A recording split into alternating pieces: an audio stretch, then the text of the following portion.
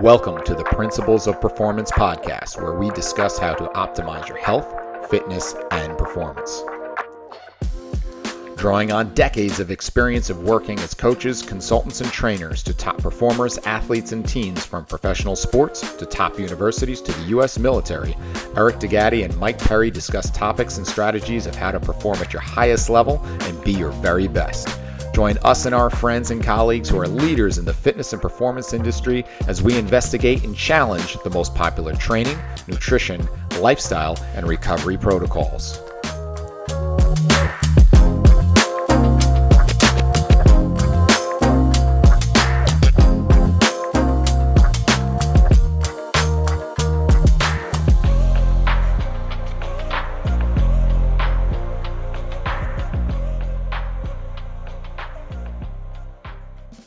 And away we go. Here we are with episode number 47 of the Principles of Performance podcast. I am your host, Eric DeGatti, along with my friend and co-host, Mike Perry, who is up in Boston.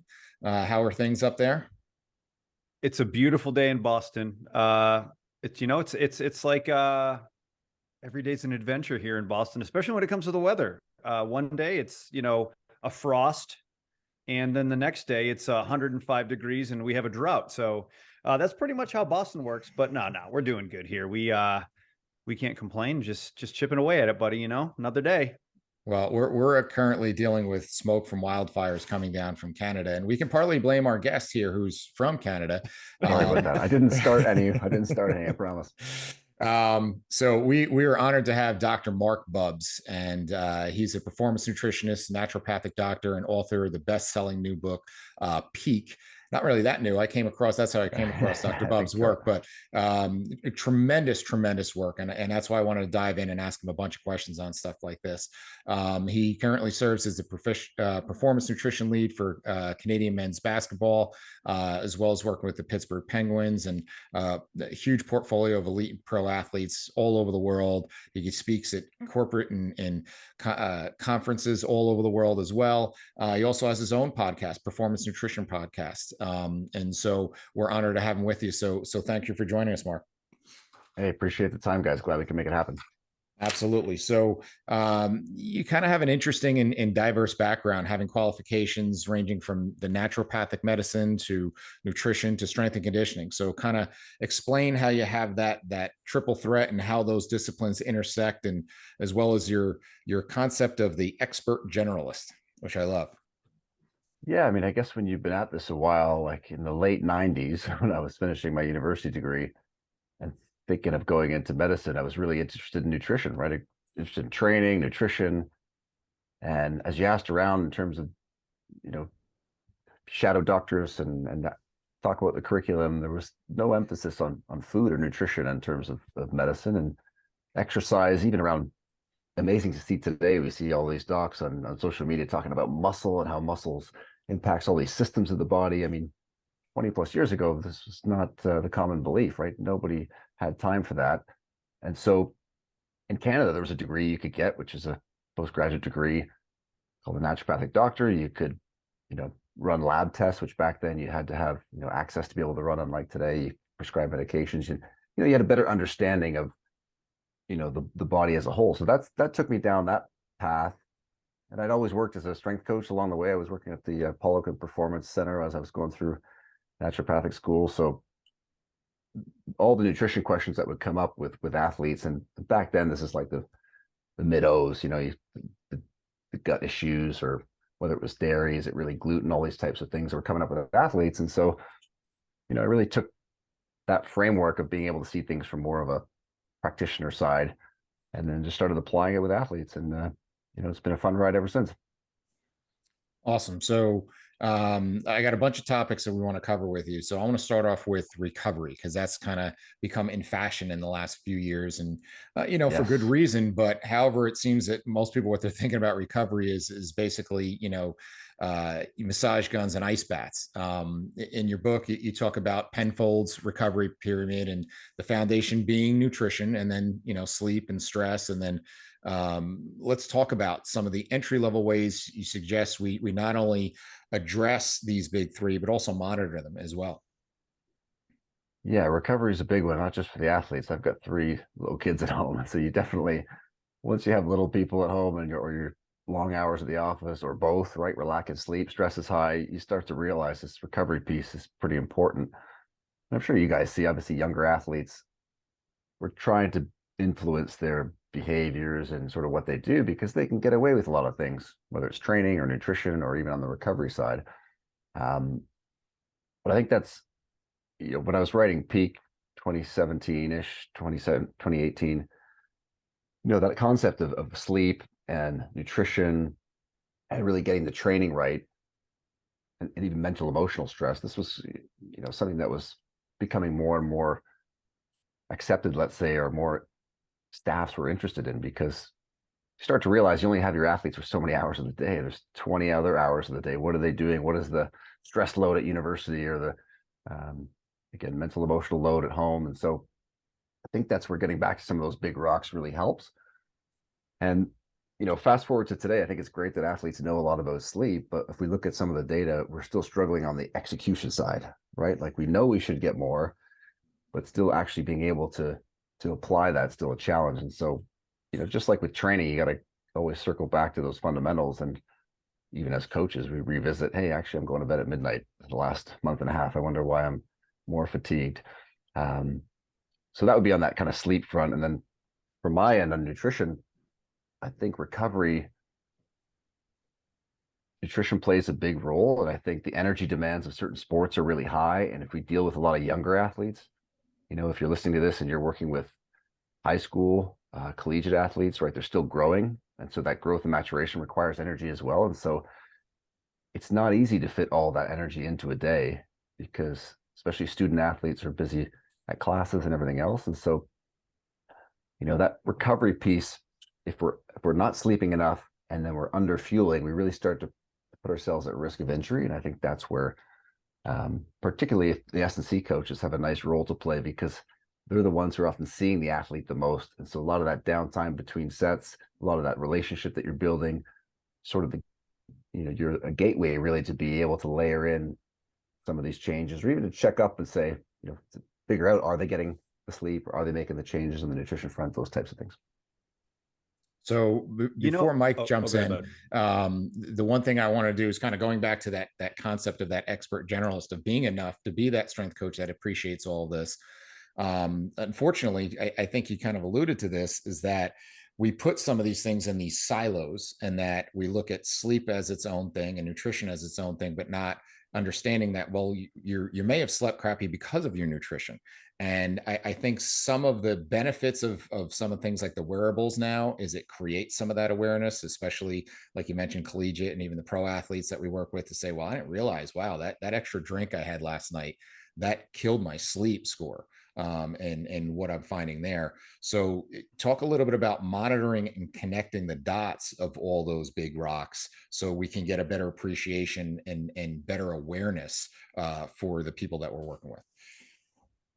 Yeah, I mean, it's amazing all the different tools we have now. Again, going back 20, 25 years, there's a lot more using our eyes and our ears, and the coaching piece, which is still equally as important today, but we've got a lot of other tools that we can use. And as you mentioned, things around sleep monitoring, depending on the individual, I think this is where we've got to really think about the context and how we want to apply that tool, right? And so for some athletes, whether they're high school, college, or even the pros, it might even just be using that device for a month or a couple weeks to make some of the, to glean some of the insights that you just mentioned, which is, oh, wow, I have a bag of Oreos at 1 a.m. My blood sugar levels go through the roof. I sleep really crappy. Now, that may seem a little obvious, but sometimes having that, being able to see that data, and, we did some work at Canada Basketball with continuous glucose monitors around 2017, 2018. And, that was one of the insights that one of our players had, of just this later eating was having on just seeing that really dramatic rise and the impact it had on sleep. And so that's a nice way to be able to introduce or get the athlete's attention, right? Because that's a difficult thing, isn't it? Of, as practitioners, we'll have our list of what's important, and the athletes got a lot of people that they need to talking to them. They got coaches, they got S&C, they got there's nutrition therapy, etc. And so trying to get their attention to say, hey, this piece is important. I think that's where the different technologies, whether it's, sleep monitor, CGM, you don't have to always go to that level of sort of technology. It could even come with just a simple questionnaire. It could just be a question from the coach of, hey, when you wake up in the morning, how do you feel? If the alarm doesn't go off, would you sleep another hour? Because if they would sleep another hour, then they're probably not getting enough sleep or enough quality sleep. And those are going to be, 2 of the 3 big buckets, along with that timing piece being the third, that we can start to work on. And again, if you're a strength coach and you've got a longer runway, you're going to have your athlete for 6 months, a year, multiple years. You can really pace yourself with how you layer on these sort of strategies to not, try to get all your wins all at once, because that can be pretty overwhelming, even for the most compliant athlete. And just to be clear, so for those taking notes at home, so the sleeve of Oreos at that time, not good. Yeah, this is the thing. If you're going to have that high simple sugar, it's better to have it right after the game, right? I mean, this is when muscles are primed to be soaking up simple carbohydrate. And so if you're going to have it, that's a much better time than 4 hours later, 1 or 2 in the morning, or for the pro athletes on the plane, because now we're, it's not going to be partitioned in the same way, and we're going to impact sleep as well. That should be the title of the show: Eat Your Oreos Early. Yeah, exactly. There you go. So, 2 things I want to discuss based off of what you just said before we go into our next question is, you had mentioned sleep, and there are various studies basically saying that if teenagers get, 7 or less hours of sleep per night, they're more apt to get, non-contact related musculoskeletal injuries. Cognitive, their ability to basically process goes down the tubes. So we know that. But another question I had is, and you mentioned, the sleep and the eating component. And I know you talked about not eating the bag of Oreos, but the other question I have is, have you experienced any situations where some of these athletes are not eating enough carbohydrates, and maybe what could be potentially happening is they're getting a form of low blood sugar and they're sleeping poorly because they have low blood sugar? Have you seen that could be just as much of an issue as far as sleep quality? Because I know I've heard a few athletes talk about, I think the term is nocturnal hypoglycemia, people that low blood sugar at night and they can't sleep. Have you seen any, I'd love you to discuss that a little bit, because I think we know that eating the bag of Oreos is not good, but I think a lot of people don't eat enough, and then that impacts their sleep as well. Can you talk about that a little bit? Yeah, I think the concept's a really good one.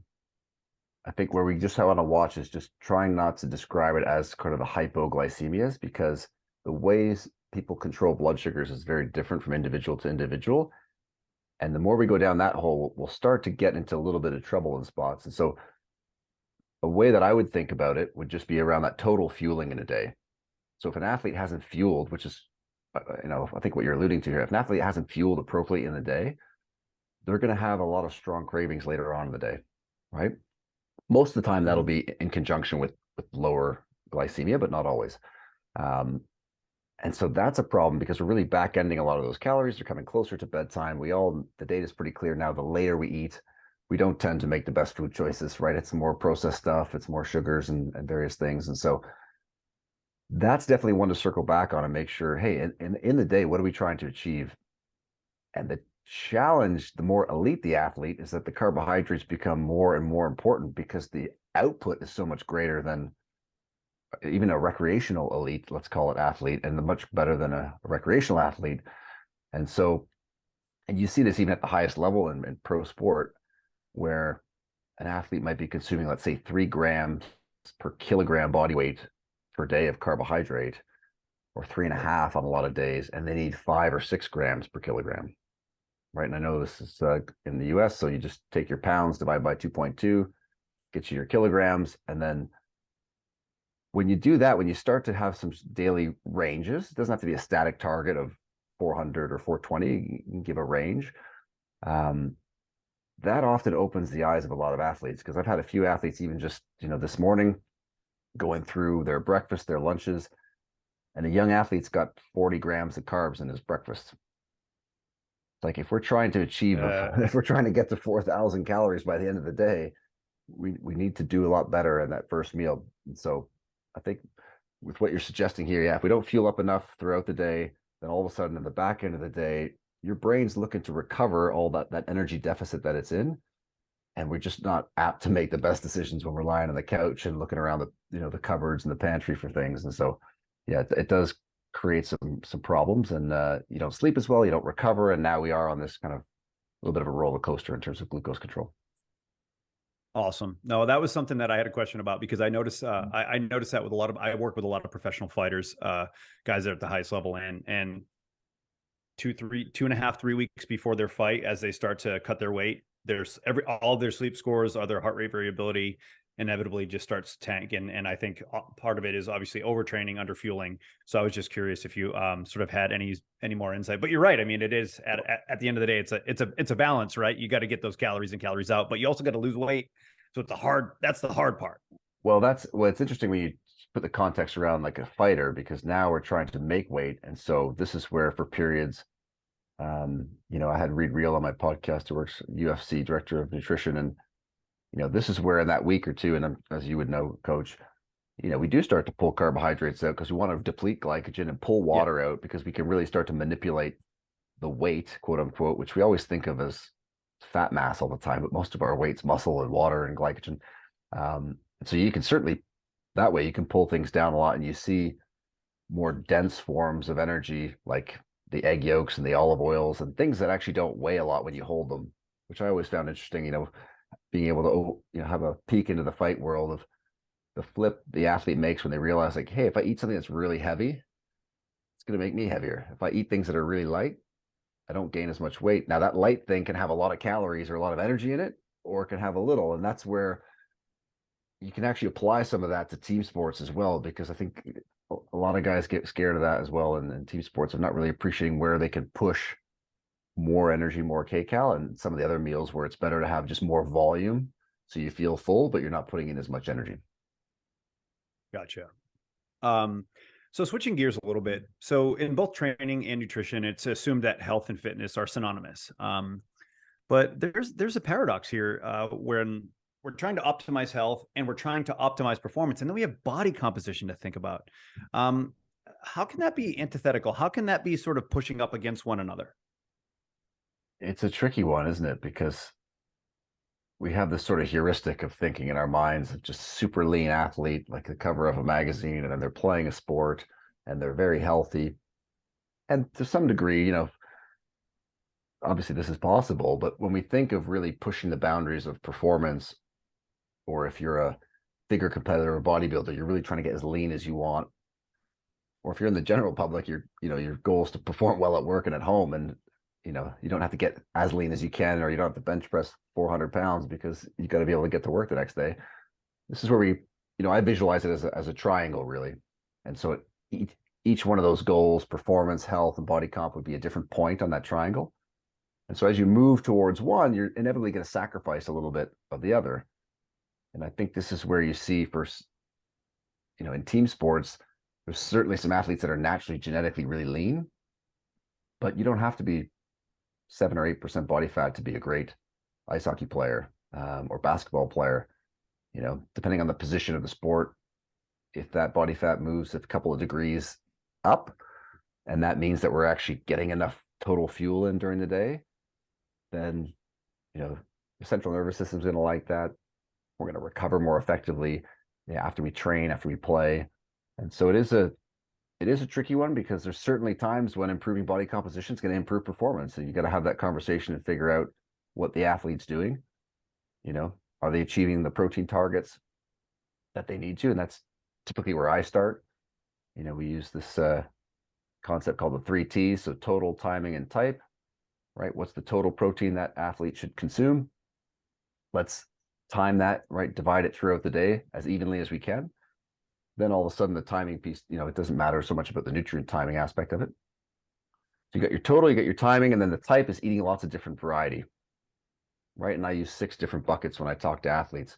So we got our red meats, our poultry, our fish. I put seafood in a separate category, put eggs and dairy together because some athletes don't do the dairy, and then plant-based proteins. So you got 6 buckets, and ideally we want to try to hit each bucket. because something that we often don't realize is that as you increase protein intake, you increase micronutrient status, right? We're getting more vitamins, more minerals, more cofactors. And the more we spread that around to a variety of protein types, the more insurance policy we're getting, right? The more variety of those micronutrients. And again, seafood's the one that's not the natural go-to for a lot of young athletes, especially. But if you can get into the oysters or the mussels or scallops or these types of things, I mean, they're really, really big win in terms of protein, omegas, key minerals. I mean, it's really, really supportive of health and performance. So let's continue on with the body composition conversation and talking about like the most important impactful factors in muscle gain and fat loss. And one of the things that's a struggle I know as a coach is to explain to clients that how much of that is driven outside of the gym versus what we actually do, and how much of an impact we can make with movement and exercise, and the old expression of the abs being made in the kitchen. So kind of talk about the interrelationship of movement and exercise versus nutrition, and like what are the big rocks when it comes to body composition. Yeah, I mean, it's an interesting question. It's certainly genetics plays a big role, right? Like if you want to be super lean, just pick the right parents. That's the first step. Same with being an Olympian, right? The best predictors to have one parent, and the only better predictors to have both parents that are Olympians. And so yeah, well, what can we do about it? I mean, certainly nutrition plays a huge role. If we come back even first to the physiology, I mean, all of human metabolism we can break down to three components, right? Everything we consume, right? We get oxygen going in, CO2 going out, we're making ATP, that's it really. And so as we're huffing and puffing and exhaling CO2, those carbons that are coming out, that's us losing body fat. And so I think that's a component when we talk about strength training. We certainly want to build muscle, and as we're trying to get leaner, that lifting helps to protect muscle. But I think sometimes we don't get enough of that conditioning aspect going on, whether it's aerobic fitness, whether it's just typical, if you want to take it down a notch in terms of, daily movement and walking. I think those are components that play a big role in terms of fat mass loss that they're not always easy to get at as well. If you have an athlete that's playing a team sport at a high level, you can't make them run too many extra miles, right, in terms of the pounding on the joints. But that conditioning piece is a really big part of it. And then, as you alluded to, nutrition is playing a key role as well. And so, again, I start with protein because from a nutrition standpoint, I'm trying to automate as much as I can, right? I don't want my athletes having to think about nutrition all day long. We want to try to develop as many habits as we can. So it's just what they do. And so if we can set that protein initially and find the right meal frequency for them, then all of a sudden we got fewer variables to deal with, right? Most people's fat intake kind of stays relatively the same. They'll typically underestimate how much fat they consume, right? People, when you ask them what they eat and you get them maybe to write out some of the fats they might have, there's typically going to be, 30, 45, 60 grams left out. And at 9 kcals per gram, you're talking about 300 to 500 calories, right? I mean, that's a lot. So we can do a little bit of adjusting there, but the pendulum that swings the most is obviously carbohydrate, right? We got low carb diets at a gram per pound or gram per kg.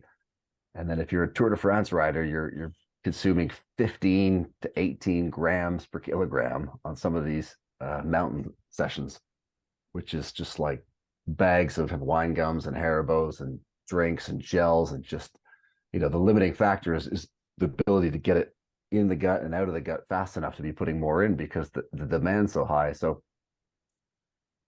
once you've set your protein, once you've maybe reviewed the fats and tried to dial down a little bit, you've got to really then figure out how you can start to adjust carbohydrate. And for the athlete, the key here, and this is where the general public, your connection to your girlfriend, siblings, friends of the low carb approach, you've got to keep the carbohydrates around the exercise so you can actually perform up to a certain level, so you can create the adaptation. But then in other spots, you can, reduce and really start to periodize your intake to be able to achieve a little bit of a deficit that you need to get leaner. So could we theoretically if we had a pie chart and said, okay, well, we know that a small percentage is that with that thermic effect of eating, a certain amount that gets burned off just in the digestion process. For And sure. then if you took the rest of the chart and said, I got to divide that amongst exercise slash movement and including the neat stuff, the non-exercise activity, how much of that chart would be made of nutrition and how much of that chart would be made of exercise when it comes to my attack on body composition? Yeah, I mean, it's interesting because when we look at that pie chart, resting metabolic rate makes up the biggest piece, right? Like 50% of all the calories we burn is just our metabolism. And if you're sedentary or overweight, you're going up to 65, 70%, right? And so for the athlete, this is really important that they have a proper training plan that's, progressively overloaded and periodized, and that they have a proper nutrition plan that doesn't have these big, areas where we're really dropping caloric intake or excessive intake. Because if you really restrict caloric intake and you really overtrain, metabolism starts to protect itself, right? It'll come down, that RMR. And you can see that by putting an athlete in the lab and measuring it. We see it, a lot of good data in female athletes, right? We start to see changes in T3 hormones that reflect that. And once we get the fueling back to where it needs to be, and we get the training, the appropriate training stimulus, we can then start to get the athlete leaner. But this is the client that looks like they're training really hard and they're eating next to nothing and they feel like they can't lose weight. And they're run down, they're fatigued, they might be struggling with energy levels, they might be struggling with sleep, they might be having issues with lower type mood. This is the weird part for them, is they need to eat more, not less. And we've got to, reestablish that metabolic, RMR to a healthy level. And oftentimes that's from months and sometimes years of just insufficient intake. So that's a big piece. And that revolves, I touched on their diet and exercise. So both of those are impacting that RMR. So you've got to get that piece right. Physical activities, 20 to 30% of energy expenditure. So it's important. I think for athletes, that conditioning piece is one where we can do some work that will help us from a recovery front, right? So some of the less intense sessions that can keep us sweaty and keep us exhaling, right? Just getting that the heart rate up enough so that we're breathing a little heavier. And then walking is obviously important, maybe more important for the sedentary person, right? Athletes are still moving around quite a bit. And so you've got to really think about context when you're adding a lot of extra steps on the day for that individual, right? I mean, we got the tennis going on now, French Open. I mean, you wouldn't want to be logging 15,000 steps plus the 4 hours on the court. So you've got to take that context into account. But for me, I would, diet's very important when it comes to body composition. I think there's still a really important training component as well. Hey, everybody, a quick break in the action here. Hope you're enjoying the show and we appreciate you listening.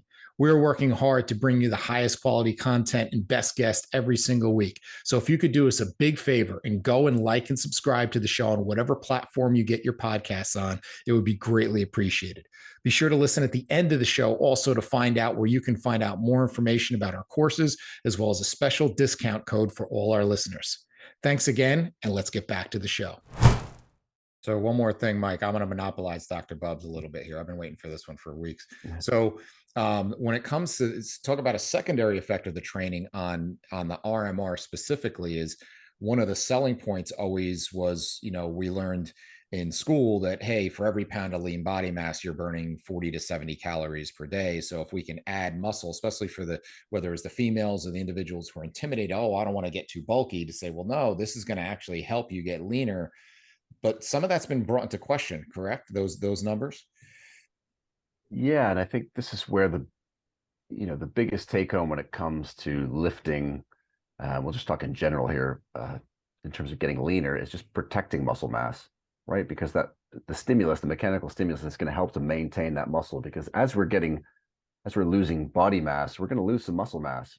And so obviously if you're an athlete, you don't want to be, even the general public, but more specifically performance related for the athlete, you're trying to protect as much of that as you can. Now, you don't necessarily need to get these deficits that bodybuilders do, which is obviously why they need to consume, very high amounts, 2.7 grams per kilo, up to 3 grams per kilo. You see in some of the British bodybuilders that are placing, or the training frequency, having to lift so many times in a day to be able to keep that stimulus on. But the benefit for the athlete is we need just a smaller deficit. And so I think when we look at the training side, it's really to be able to protect muscle. And then from there, we then need to achieve just enough of a deficit, and typically we'll use, that 1 to 2% body weight per week. We'll get athletes to weigh in a couple times, start to take an average, and see how that trends over, 2 weeks, 4 weeks. The bigger the runway that you have, the better. Right. And I think this is a good one we're in off season now, off season training. Anytime body weight changes rapidly, up or down, and we see significant changes, right? It's more than likely going to be muscle or glycogen or water that's moving around versus, accumulations of fat mass or reductions. So, it's a tough thing to do, but when you get with a good trainer, year 1, year 2, year 3, like let's stack the years on each other, not even just the months, especially when you work with younger athletes who are 16 and you've got till they're 22, set the expectations for them. It's always tough, even as a coach or nutritionist, or, even if you're on the therapy side, you want to get in there and then make an impact, which is great, but it's definitely you guys know it's a marathon, not a sprint. And so I think that's one where once the athlete kind of gets it or the coach buys in, it's great to see, because you can then really start to not just see the profound changes, but how then straightforward it is for the athlete to follow, right? Like they're not walking around with a giant recipe list 3 years in. They've got the rhythm, they know what they eat. There's still little things that you're adjusting. But just like with training, they know the programs, their movement patterns are good, and you can load them safely versus, having to try to adopt completely new exercises or really divergent plans. So that would be my take. Gotcha. So let's say you're working with we'll just use a team for an example. You're working with a brand new team and you want to give them the big rocks, right? You don't want to get uber granular because you just can't right away, right? Yeah. I mean, down the road, yes, when you start working with people individually. So what are the big rocks that you focus on with a team? You come in, you're working with a team. What are like the big 3? I mean, maybe there's 4 or 5, of course, but what would you say are the top 3 things that you need to nail down from a nutritional standpoint when you're working with a team?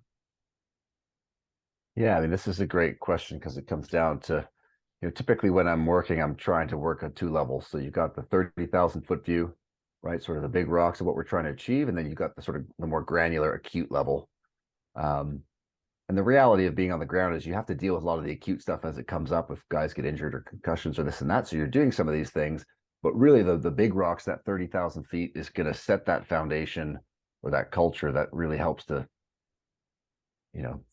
make things stick, if you will, with the athletes going forward. So the first thing for me is really trying to understand the sport, right? Like, what are these guys and gals doing, right? What energy systems are they having to use in their sport? What body composition, is there an advantage to be at a certain body composition? Really spending some time there, because I think the challenge, even for a lot of strength coaches, is especially if you're working in that environment and it's hectic, it's busy, there's stuff coming at you every day. You don't have a lot of time to zoom out to 30,000 feet to really map things out. But if we can start with that physiology, all of a sudden, if we're adopting a certain strategy of, let's say, adding fats at a certain point or removing carbs or adding carbs at a certain point, you can always come back to that physiology and say, wait a minute, what type of sport is this? Is it really anaerobic? Is it really glycolytic? Okay, well, the guys or the gals are going to need X versus Y. What are we giving them at halftime or right before the game or right after the game? So if we can spend time on that first one to really understand, the great thing is in the last decade, I mean, we've got a lot more research on all different sports in terms of what's required. So that's the first piece. The second piece always feels like for athletes that they've done it already and they know it. And this comes back to this meal frequency and protein. So for me, I'm trying to really set those as best I can, right? Because if you look over the course of a month, if an athlete's missing a single meal, and anytime you eat anything, we call it a meal, right? So even if it's a snack, you start to add those up over a week, 2 weeks, 4 weeks. That's a lot of calories and a lot of energy, a lot of protein, carbohydrate that we're missing just from missing one, right? If we miss 2, it starts to increase. And so that's one that we try to get athletes really used to the patterns, right? Athletes are creatures of habit. Let's start to build a habit where it feels kind of weird if they don't have that snack at 3 p.m. or they're not having that you know, plain yogurt with some honey or berries or whatever in the evening before bed. And when you do that, you'll often uncover the fact that they're not eating as many meals as you think, or in some of those meals, there's not as much protein as you'd like to get. You're not hitting that sort of minimum dose of 20 grams and not really maximizing that dose of the bigger athletes at 40 grams.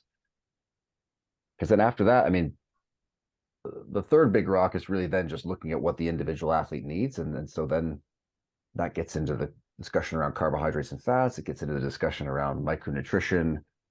It gets into the discussion around timing, around pre-game, during game, post-game, and where's the, because you mentioned, obviously, we don't have a lot of time. Where's the biggest area of impact to start with? And it's going to be different for each player. And if we could start there, make a little bit of a change, then we tend to get some good buy-in with staff and athletes. But it's, as you guys know, it's not always easy. If an athlete's been doing things a certain way, or a coach has been doing things a certain way, it takes time. Now, in the prioritization of things, usually a lot of people in general, not just athletes, they skip over those big rocks and they go right to the supplements. And so let's talk supplements a little bit. For sure. So every day you got new supplements coming to the market with lots of promises. So how does someone do their diligence and kind of know, number one, most importantly, is this safe, and to know if it actually is going to work? So like, what's the vetting process that the average person can go and do?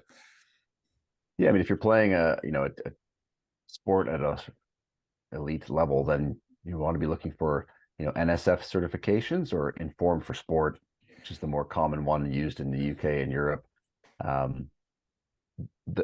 The Informed for Sport will test for all the banned substances, even more actually than the NSF. The NSF just goes a little step further, and it actually identifies that everything in that package is actually what it says it is.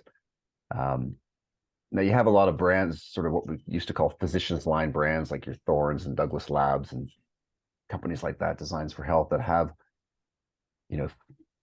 thankfully I've had a chance to visit a lot of these places, and also visit some of your sort of mom and pop supplement places. And it's night and day, the difference of how they're set up in terms of all the safety procedures and everything else. And so if you look for those Informed for Sport NSF, you're going to be in a good spot.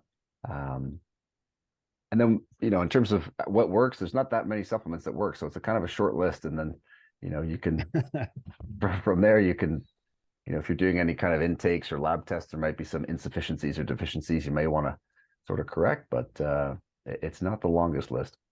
Well, despite what you say, there is a plethora of options, and there's a lot of promises and everything else. Yeah, there's a a lot of square footage in Vitamin Shop, but there's definitely a lot of square footage. But so let's talk about that list. In the book, you mentioned your top 5. So if you want to kind of share that and kind of how you landed on those 5. Yeah, I mean, I think one of the first ones is protein, and it's more portable nutrition than it is even a supplement, right? It's convenience. It would be great if we could all cook our food from scratch all day long, 6 meals a day. I mean, people always ask, what would you do if you won the lottery? I mean, one of the first things I would get would be my own chef, and then somebody to maybe clean the dishes after that. But that'd be top priority, because it's great, right, to be able to have that, which some athletes do. But so protein's number one, right? Because it's convenient. We need to achieve those 3 T's, and it's going to help us. Even something like a whey protein, right? It contains glutathione, which is a major antioxidant in the body, both fat and water soluble. It has immunoglobulins, which will help to support the immune system, and then help to reduce infections. So it is food in a tub, so to speak. So that's a great place to start. The next one for me would be around the omegas. And again, if we could get them all from food, would be great. The more you play contact sports, the more there's head trauma involved. We do need to get some decent dosages up. And so, your omega-3s, EPA and DHA, if you're plant-based, you can obviously get it where the fish get it, which is the algae. So you can get an algae-based DHA form as well. And really important, for all of us. But if you work with younger athletes in high school, grade school, college, I mean, you're getting some benefits in terms of, focus and concentration as well. And so that's a pretty nice place to start, because it's not just supporting the athlete performance, but something that's one of my core principles, which is supporting athlete health, right? If we can keep the athlete as healthy as we can, they're going to be able to best express their potential, and perform best and recover best and those types of things. So those would be definitely in the top few there. Creatine's obviously a big one, because no matter how much herring you eat, and if you live in Sweden, you still can't supersaturate tissues like you can with a supplement. So this is probably the best definition of taking a supplement, because the creatine will provide you with a level of creatine that you simply cannot get from eating food alone. It's great to see all the research coming out around kids and benefits. It's great to see the research coming out around 65, 70 plus in terms of cognitive function. Is tremendous. I think we just need now to maybe work on the NCAA and then get some changes in terms of what we can provide athletes, because in terms of even recovery and all these types of things, it's huge. It's not just on that ergogenic side. Those would be three great ones to start with. So you've been recently working in the world of longevity. What are you seeing from that end? And also share a little bit about your Peak 40 program as well. Yeah, it's been really interesting over the last 25 years to, when I was playing basketball in high school, I had a period where I was getting sick quite a bit, and nutrition actually was playing a big role. My lack of decent nutrition and changing that, I felt better, and I thought, geez, this is interesting stuff. This is, again, going back late 90s. And it's just amazing now how we just, in medicine, focus on nutrition to reverse and prevent type 2 diabetes. The focus now on cardiovascular fitness, even when we look at various forms of cancers, which would have been unthinkable before, to put a lung cancer patient on an aerobic training protocol. I was recently at the International Society of Exercise and Immunology, where all these expert immunologists get together, and they have an exercise side where they're literally putting those types of cancer patients on exercise programs, and they're seeing significantly increased survival times. And so it has a huge impact. And I think the most motivating thing, and the reason why I wrote Peak 40, which is basically a set of heuristics or simple rules, right? I had a lot of coaches and staff and friends who are in midlife, let's call it, right? Mid-30s, 40s plus, busy life, kids at home, busy work. And you don't have time to food prep and do all these things. So how do we have a set of simple rules to help, get sort of 80% of the way home? And so, that's why I wrote Peak 40. And it is interesting on the exercise side, when you look at even aerobic fitness, even just being average, you get a lot of benefits on longevity compared to somebody who's below average, and a lot more than the person who is very low in terms of their aerobic fitness. So you don't have to go out there and be an elite marathon runner to get these benefits. You just have to go from really struggling to catch the bus to be able to maintain a decent pace for 20 minutes, and you're going to get a huge benefit. And so that can be motivating to the busy person, because, hey, a couple sessions a week, can even combine your resistance work within that. Like, you can do a lot in 20 to 30 minutes a couple times a week to really, and of course you can build off of that if you want to start to maximize things. But, as you guys know, it's minimum effective dose is a pretty good place to start when you're not as fit as you once were or would like to be, or eating as well, right? No, you're talking to two guys who qualify for your program, and I qualify as well. I hear it. So with that, yeah, I always joke that you've always heard as you're coming up, especially if you're lifting in the gym, just the old guy in the gym was, wait till you turn 30 or wait till you turn 40, and it's like, oh well, I just hit 50 and hasn't hit yet. So yeah. I think it speaks more to the consistency, like you're saying, than it is that I'm doing maxing what I used to max or doing what I used to do. Is just being consistent and staying the course has got to be just as much of it than anything else. Basically, how you train smarter when you're get to be in your mid 30s and 40s, right? Well, and I also joke with my younger athletes. I said, they'll talk about me working out, and I said, here's the biggest difference. I'm still somewhere in the ballpark, strength wise and fitness wise. I used to be. Here's the difference between you in your 20s and me in my early 50s is that if you get abs, someone may actually care. I walk in my house, no one gives a shit.